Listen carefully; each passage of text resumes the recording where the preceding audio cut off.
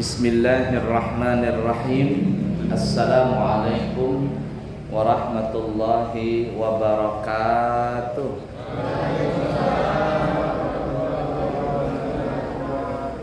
Alhamdulillahi rabbil alamin. Allahumma fassalli wa sallim ala sayyidina wa nabiyyina wa maulana Muhammadin wa ala alihi wa ashabihi wa azwajihi wa dzurriyyatihi wa man tabi'ahum bi ihsanin ila yaumiddin, amma ba'du. Segenap seluruh pengurus Langgar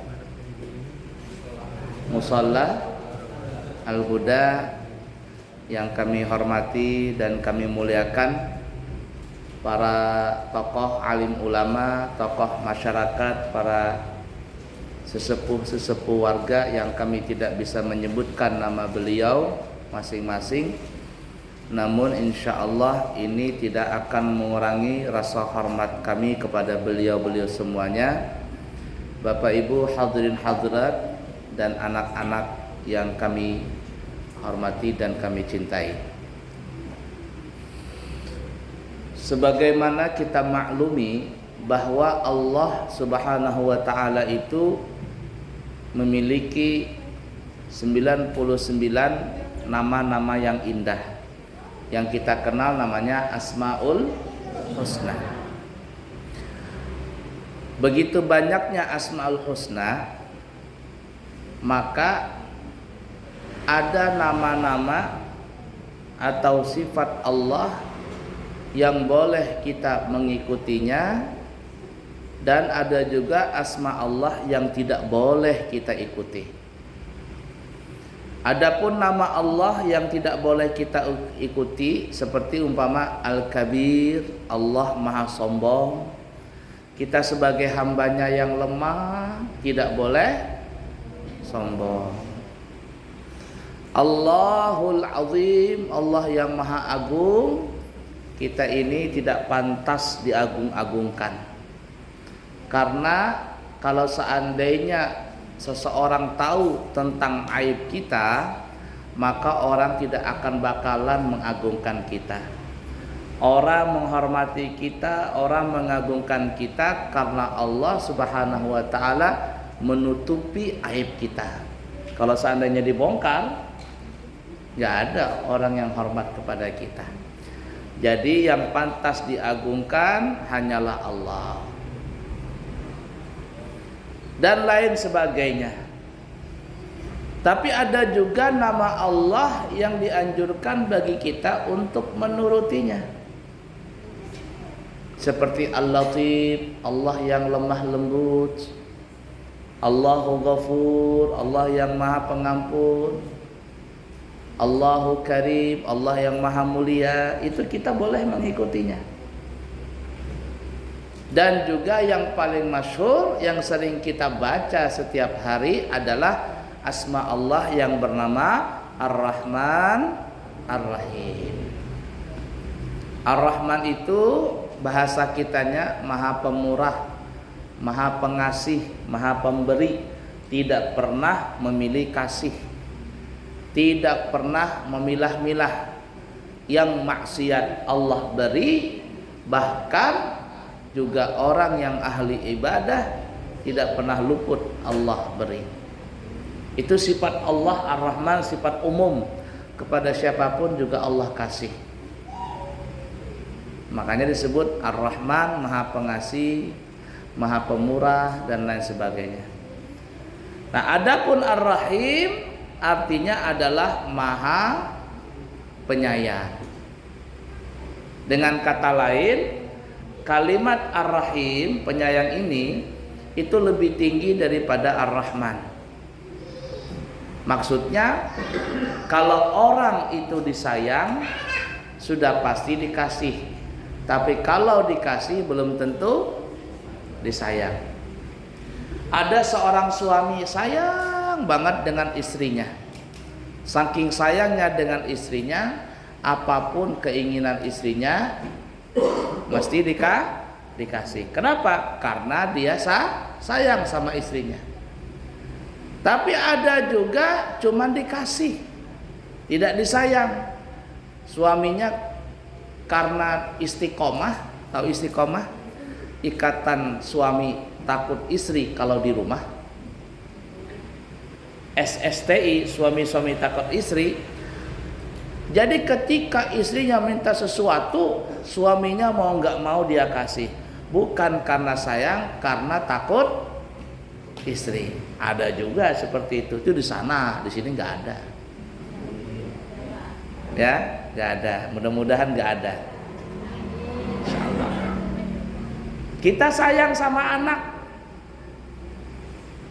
Ketika di hari raya kita akan kasih anak itu hadiah.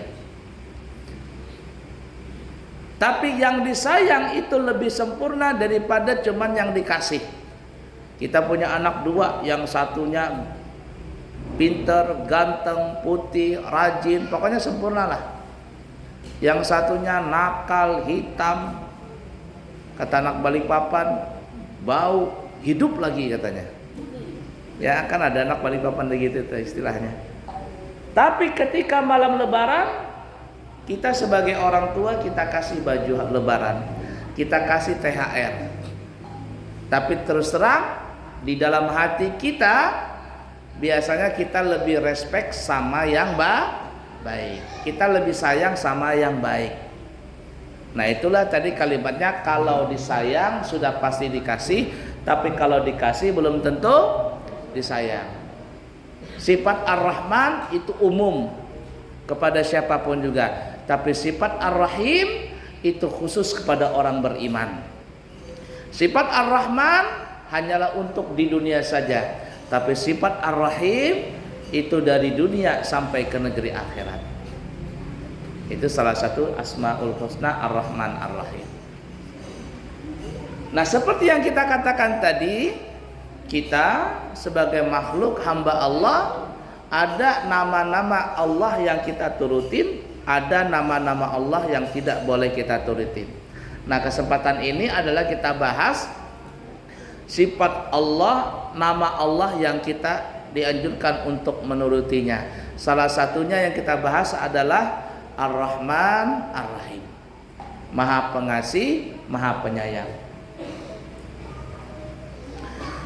Bapak Ibu para jamaah sekalian yang disayangi Allah dan dicintai Allah, kita diajarkan oleh Allah dan Nabi kita untuk selalu berkasih sayang. Dan para ulama kita mengatakan, budayakanlah sifat kasih dan sayang itu kepada 3 golongan. Budayakanlah sifat kasih dan sayang itu kepada 3 golongan. Yang pertama, budayakanlah sifat kasih dan sayang itu kepada lingkungan sekitar kita, kepada alam yang kita tempati ini, yakni dunia. Kalau ada seseorang yang tidak sayang dengan alam sekitarnya, dia tebang hutan sembarangan, tidak dia tanam lagi pohon-pohon yang berikutnya, dia buang sampah sembarangan dan lain sebagainya, maka mudaratnya, celakanya, ruginya akan menimpa kepada dirinya. Bahkan bukan hanya dirinya, tetapi musibah itu akan datang kepada siapapun juga. Gara-gara apa? Gara-gara seseorang yang tidak sayang dengan lingkungannya. Zaharal fasadu fil barri wal bahri bima kasabat aydin nas liyudhiqahum ba'dalladzi 'amilu la'allahum yarji'un. Telah nampak kerusakan di muka bumi dan lautan, semuanya itu ulah tangan manusia. Bumi rusak, lautan rusak. Padahal kita ini kan antara bumi lautan saja. Bahkan lautan lebih luas daripada bumi yang ada di dunia ini. Banyak kerusakan di bumi dan lautan, kata Allah, dengan sebab ulah tangan manusia. Para ahli tafsir mengatakan yang dimaksud dengan ulah tangan manusia ini ada 2. Yang pertama, merusak alam secara hissiyah, secara kasat mata yang kita sebutkan tadi, menebang hutan sembarangan, membuang sampah sembarangan, pokoknya dia bikin kerusakan. Batu bara digali terus, kemudian selesai batu baranya, tanahnya nggak dikembalikan, dan masih banyak lagi. Ini adalah hissiyah, kerusakan yang nampak dengan kasat mata. Yang kedua adalah secara maknawiyah, secara makna, rusak kotanya dengan secara makna, secara abstrak kata orang zaman sekarang. Kotanya boleh maju, kotanya boleh maju, gedung-gedung pencakar langit, orang-orangnya intelektual, tetapi kemaksiatan banyak sekali di situ. Ya perzinahan lah, ya perselingkuhan lah, ya judi lah, narkoba lah, bahkan yang lagi tren ini juga apa namanya itu, iklan warna-warni. Tahu warna-warni Bu? Yang dilarang di kotor itu. Malam ini kan sepak bola, nggak boleh pakai ini ban warna-warni alias LGBT, lesbian, gay, bisex, transgender. Banyak terjadi itu. Apabila banyak kota itu terjadi maksiat dan terjadinya maksiat itu secara terang-terangan, maka jangan salahkan Allah kalau Allah menurunkan bencana. Dan itu sudah banyak terjadi dari zaman dulu sampai zaman sekarang. Allah yarham Kiai Zainuddin MZ dalam ceramahnya pernah berkata, itu banyak tersebar di YouTube dan di mana-mana. Iya, yang mabok elu, yang zina elu, yang judi elu, kata Zainuddin MZ bahasa Betawi. Tapi mabok, zina, judi itu maksiat, Mas. Kalau dunia ini kebanyakan maksiat, lalu Allah akan turunkan bencana, yang mati bukan elu saja, monyong katanya. Ujungnya kan monyong tuh. Artinya kalau maksiat itu, mohon maaf Bapak ya, maksiat itu sudah banyak terjadi, dikerjakan secara terang-terangan, tidak ada lagi sifat malu. Jadi jangan salahkan Allah menurunkan bencana. Itulah yang tadi dikatakan telah nampak kerusakan di muka bumi dan lautan dengan sebab ulah tangan manusia. Ulah tangan manusia ada dua, merusak alam secara nyata atau merusak alam dengan dosa. Liyudhikahum ba'dalladzi amilu, sambungan ayatnya, supaya mereka merasakan dengan apa yang mereka telah perbuat. Alam rusak, Allah hancurkan itu supaya mereka rasakan. Itulah gara-gara kalian. Lalu apa tujuannya? La'allahum yarji'un, supaya mereka kembali, supaya mereka sadar bahwa musibah itu bisa datang kapan saja dan semuanya itu dengan sebab ulah tangan manusia. Jadi yang pertama, kita mesti sayangi alam yang ada di sekitar kita. Yang pertama. Yang kedua, kita dianjurkan untuk berkasih sayang dengan binatang yang ada di sekitar kita. Bapak Ibu, binatang itu pada umumnya adalah mereka bebas di alam semesta ini. Artinya kita tidak ada kewajiban untuk memberi makan binatang-binatang yang bebas tadi. Kenapa? Karena rizkinya ditanggung oleh Allah. Tetapi ketika kita memelihara binatang itu, kita jadikan hewan ternak atau kita jadikan hewan peliharaan, hobi dan sebagainya, maka seakan-akan kita telah merenggut kebebasan kebinatangan itu. Kalau kita sudah merenggut kebebasannya, seakan-akan kita harus bertanggung jawab untuk keperluan dan kehidupan binatang tadi. Artinya, kalau kita ingin melihara binatang, mesti kita jaga makanannya. Kalau kita tidak jaga, kita zalim dengan binatang. Mesti kita jaga minumannya, mesti kita jaga kebersihan kandangnya, mesti kita jaga kesehatannya. Bahkan, mohon maaf ya, kita juga mesti memberikan pasangan hidupnya. Jadi mohon maaf kalau ada bapak-bapak yang suka hobi memelihara burung, burung perkutut lah, burung apa namanya itu, cocok rowo atau apa ya. Kalau dia hidup sendiri dalam sangkar itu, dari dia lahir, dari menetas sampai dia mati sendiri, walaupun kita jaga kandangnya, kita bersihkan kandangnya, kita kasih makan minum, bahkan terkadang yang punya burung itu lebih duluan memandikan burungnya, sedangkan yang punya burung belum mandi-mandi. Pagi hari dimandiin tuh burungnya, yang punya burung belum mandi lagi. Tapi ada satu kesalahan, dia tidak berikan pasangan hidupnya. Maka seseorang itu telah berbuat zalim kepada binatang itu. Dia perlu kebutuhan biologi seperti halnya kita.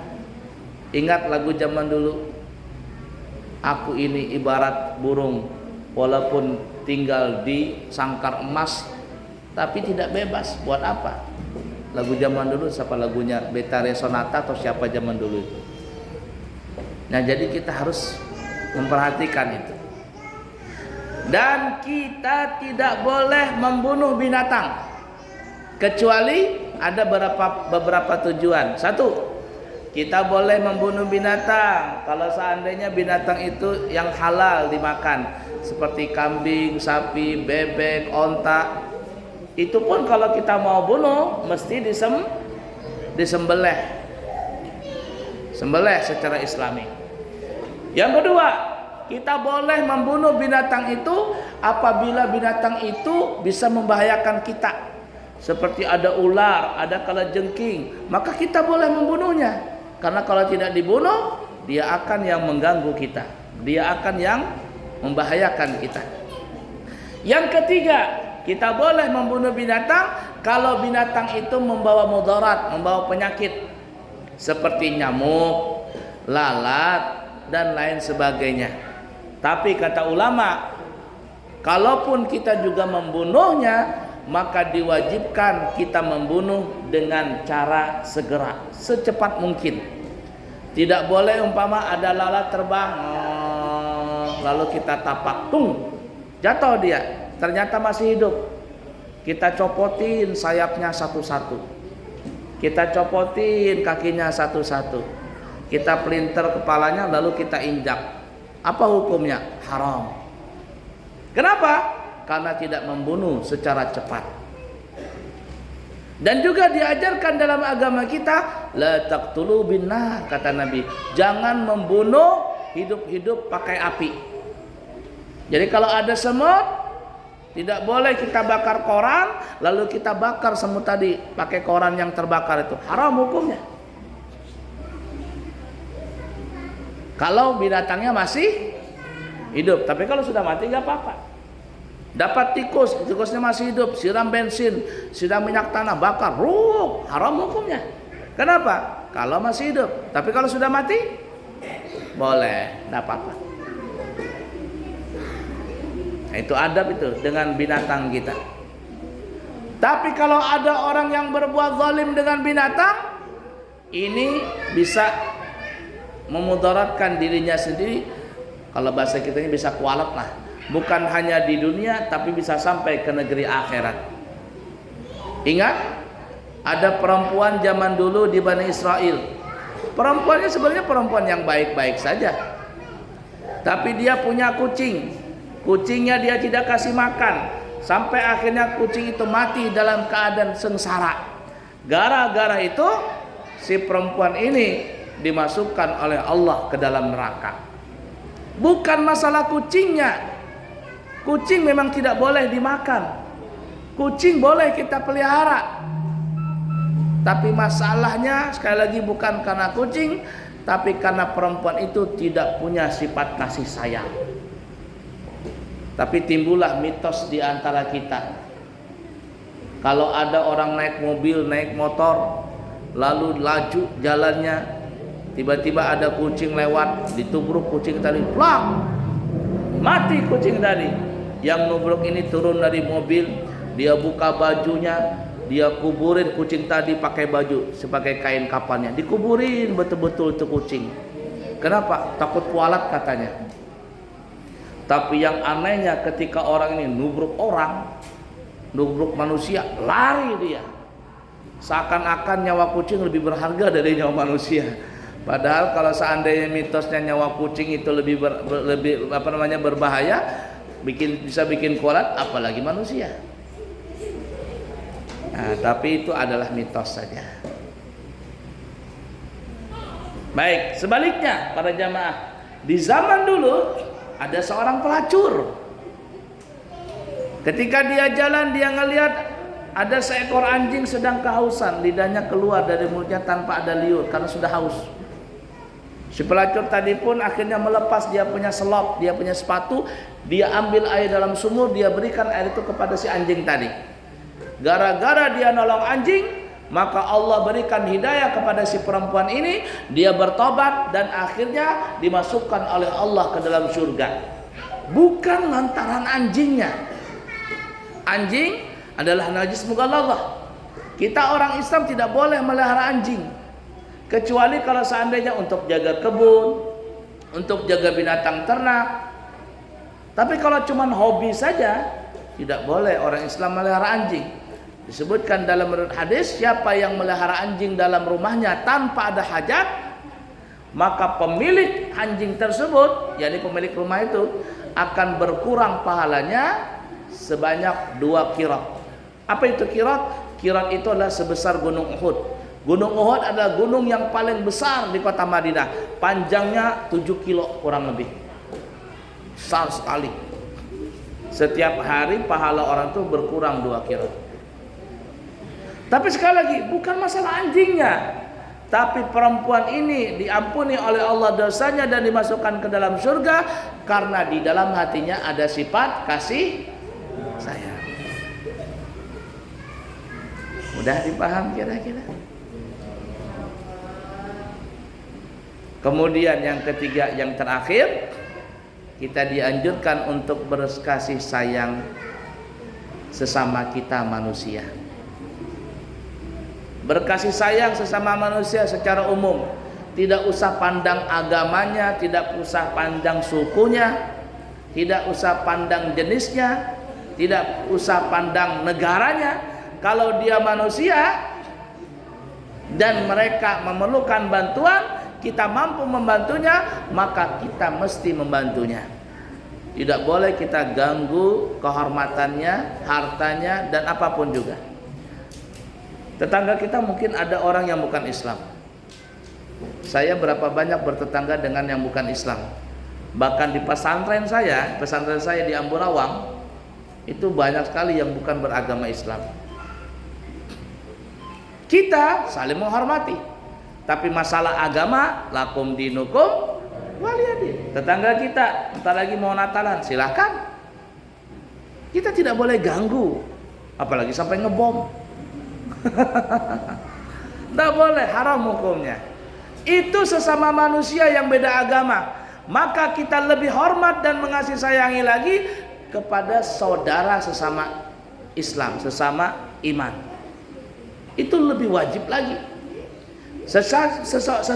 Saudara sesama muslim, kita menghormatinya, maka kita lebih menghormati dan kasih sayang lagi kepada tetangga kita.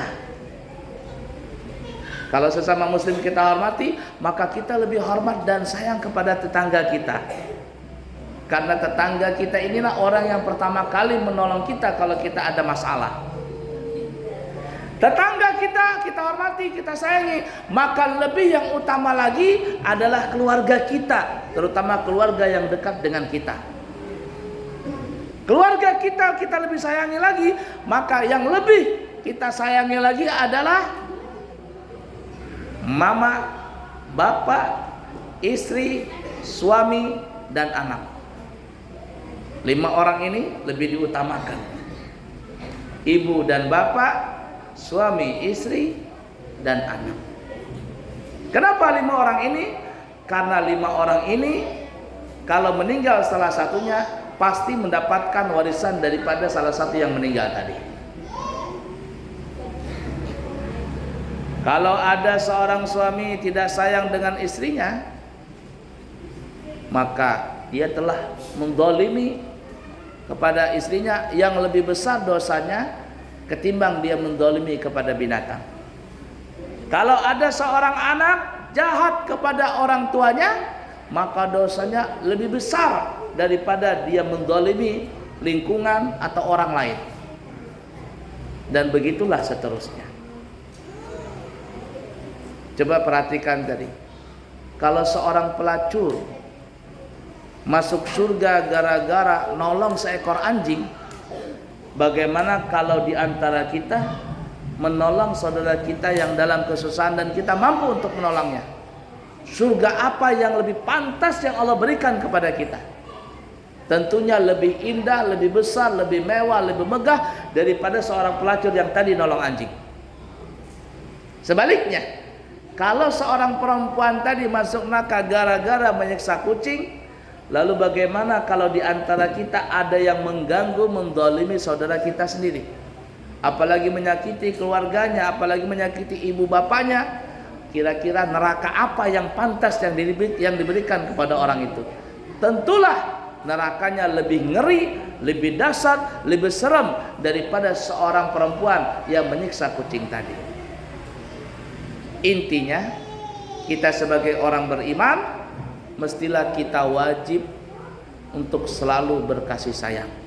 Berkasih sayanglah kepada 3 golongan. Yang pertama tadi kepada lingkungan, yang kedua kepada binatang, yang ketiga kepada sesama kita manusia. Kalau kita bisa berkasih sayang kepada 3 golongan ini, apa hasilnya? Apa faedahnya? Lihat, Nabi kita bersabda, Ar-Rahimun yarhamuhumur Rahman tabaraka wa ta'ala, irhamu man fil ardi yarhamukum man fis sama. Orang-orang yang di dalam hatinya ada sifat kasih sayang, maka Allah yang bernama Rahman akan sayang kepada orang-orang tersebut. Sayangilah, kata Nabi, semua makhluk apa saja yang ada di muka bumi ini, lingkungan, binatang, manusia.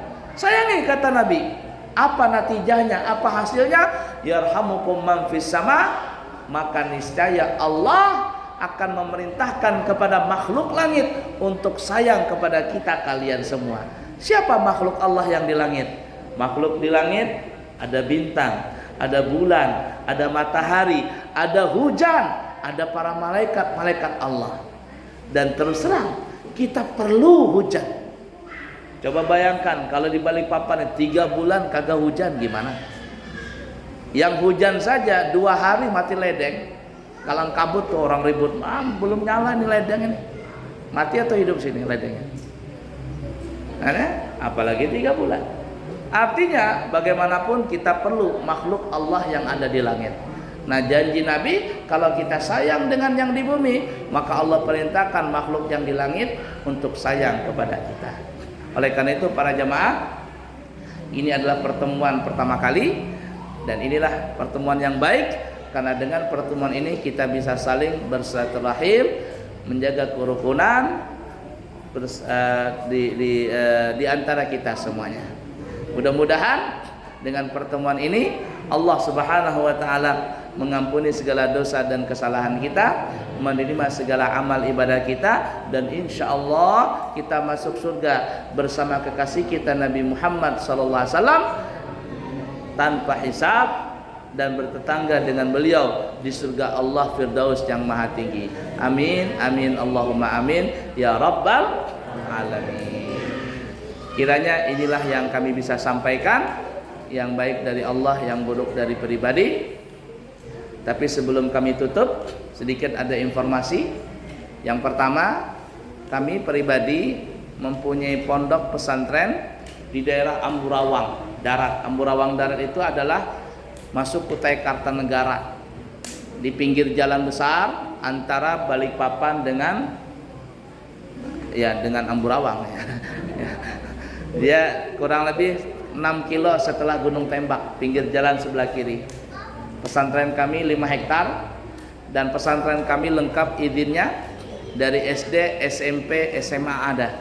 Cuman kalau di pesantren namanya Ula Usta Ulia, dan kami bisa mengeluarkan ijazah sendiri resmi, tentunya dari pemerintah juga. Ya, kami bisa mengeluarkan ijazah resmi. Dan insya Allah tahun ajaran 2023 ini kami membuka pendaftaran baru. Siapa tahu Bapak Ibu punya anak, cucu, keponakan dan lain sebagainya ingin sekolah di tempat kami dari tingkat SD, SMP dan SMA, kami siap menerimanya. Dan insya Allah pesantren kami juga ada hubungan dengan sekolah yang ada di Tarim, Hadramaut, negara Yaman. Nah, insya Allah tahun ini yang pertama kali berangkat adalah anak kami sendiri pribadi. Insya Allah tanggal 7 Januari akan berangkat ke Hadramaut. Insya Allah nanti menyusul santri-santri yang berikutnya. Kemudian yang kedua, kami juga di pesantren membuka travel umrah Bapak Ibu. Travel umrah. Nah, siapa tahu Bapak Ibu ingin berangkat umrah melewati kami, paketnya banyak sekali. Ya, dari harga 26 juta 9 hari naik pesawat Lion Air, bintang hotelnya bintang 4. Ya, itu dari Surabaya berangkatnya, itu harga 26 juta. Nah, juga ada harga yang 29 juta, ada yang 32, 33, ya tergantung paketnya. Kalau yang bikin bikin mahal dan murah itu adalah tergantung pesawatnya, hotelnya, dan berapa harinya. Ini yang bisa mempengaruhi daripada harga tadi. Ya, kalau dia mahal berarti ya pesawatnya mungkin Garuda, pesawatnya Saudi, berapa hari di sana, hotelnya bintang 5, ini akan mempengaruhi harganya tadi. Nah, siapa tahu ada yang kepingin berangkat, maka insya Allah kami siap membantu dan menjembatani niat Bapak Ibu yang kepingin berangkat umrah, atau yang kepingin plus-plus, artinya umrah plus Turki, umrah plus Yaman, umrah plus Mesir dan lain sebagainya, atau umrah plus Dubai. Siapa tahu yang mau naik Burj Khalifah begitu. Insya Allah kami semuanya ada paketnya. Ya, itulah Bapak Ibu. Semoga insya Allah kita bisa bertemu di kesempatan yang lain. Sekali lagi, yang baik dari Allah, yang buruk dari pribadi. Minta maaf, minta ampun. Subhanakallahumma wa bihamdika asyhadu an la ilaha illa anta astaghfiruka wa atubu ilaihi. Wa akhiru kalam. Wassalamualaikum warahmatullahi wabarakatuh.